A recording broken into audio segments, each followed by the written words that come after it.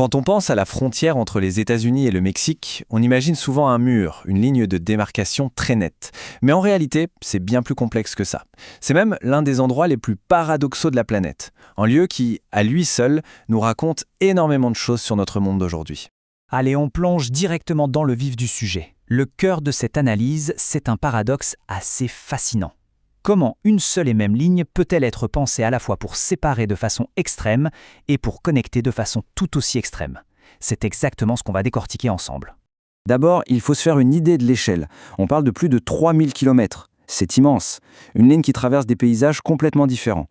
Des villes surpeuplées, des déserts arides, des montagnes et bien sûr de grands fleuves comme le Rio Grande. Pour vraiment comprendre la frontière aujourd'hui, il faut faire un petit retour en arrière.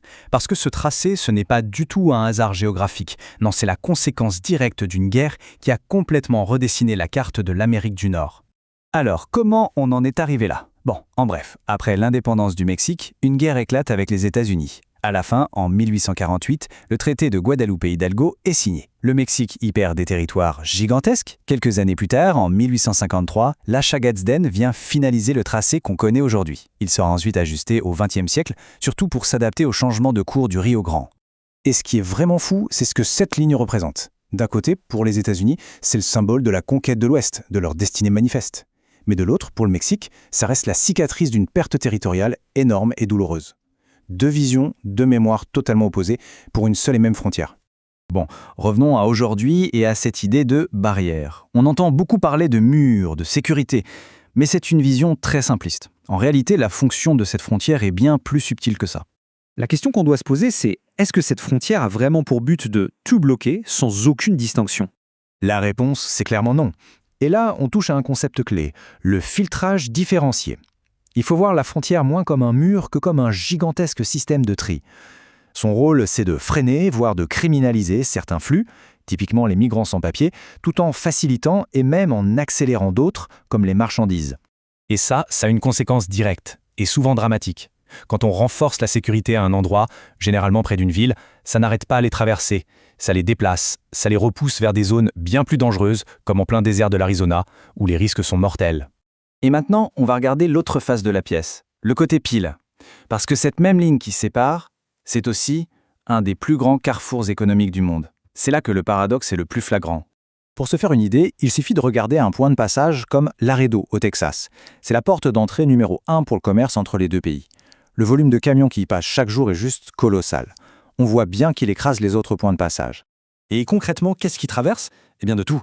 Des pièces détachées pour l'industrie automobile, des voitures déjà assemblées, des composants électroniques, des tonnes de fruits et de légumes, bref, des flux de marchandises absolument vitaux pour les économies des deux pays. Tout ça, bien sûr, n'arrive pas par hasard. C'est le fruit d'accords de libre-échange, comme l'ACUM aujourd'hui. Loin d'être un obstacle, la frontière est devenue une sorte de couture productive. Elle relie les chaînes de production des deux côtés, notamment grâce aux usines d'assemblage mexicaines, les fameuses maquiladoras. Mais voilà, il y a des choses qu'un mur ou même une simple ligne sur une carte ne peut absolument pas arrêter. Et ça, ce sont les grands défis humains et environnementaux. On le voit de manière très claire avec ce qu'on appelle les villes jumelles. Prenez El Paso aux États-Unis et Ciudad Juárez au Mexique. Elles se touchent. Pourtant, en traversant la ligne, on change de monde. Le contraste de revenus, de services, d'infrastructures, il est saisissant. La frontière ne crée pas cette inégalité, mais elle la rend incroyablement visible.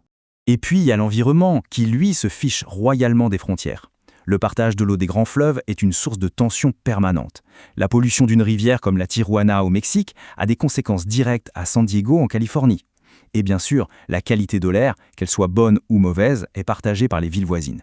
Face à cette réalité, il n'y a pas eu le choix. Il a fallu coopérer. Un accord très important, l'accord de La Paz de 1983, a même créé une zone de gestion commune de 100 km de chaque côté de la frontière.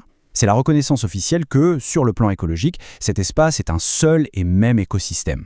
Au final, quand on met tout ça bout à bout, on se rend compte que cette frontière, c'est un formidable laboratoire. Un endroit unique pour observer toutes les contradictions de notre monde globalisé. Donc, si on résume, le point crucial, c'est cette tension permanente. C'est une frontière qui filtre les êtres humains, mais qui accélère les marchandises.